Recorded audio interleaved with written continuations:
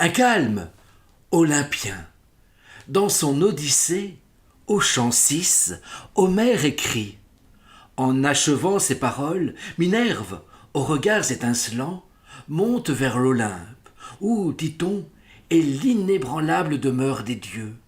Séjour qui n'est pas agité par les vents, qui n'est point inondé par les pluies, et où la neige ne tombe jamais, mais où circule toujours un air pur, et où règne constamment une éblouissante clarté.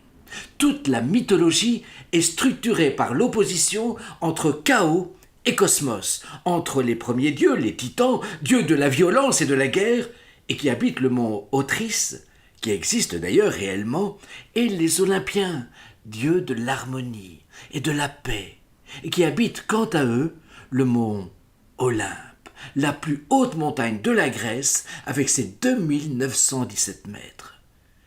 La caractéristique de l'Olympe est précisément ce calme olympien que Zeus instaure quand il a gagné la guerre contre les titans et qu'il partage harmonieusement le monde entre les dieux qui l'ont soutenu et accompagné dans ce terrible conflit. En fait, ce calme est si calme qu'il en deviendra, sinon mortel, c'est naturellement une expression, puisque les dieux sont immortels par nature, du moins à mourir d'ennui, ce qui revient finalement au même, de sorte que pour se distraire et pour échapper à un calme trop parfait, les Olympiens demanderont à Prométhée de créer les mortels. C'est grâce à ces derniers que la vie et l'histoire se réintroduiront dans le cosmos pour la plus grande joie des Olympiens, finalement bien contents d'échapper à un trop grand calme.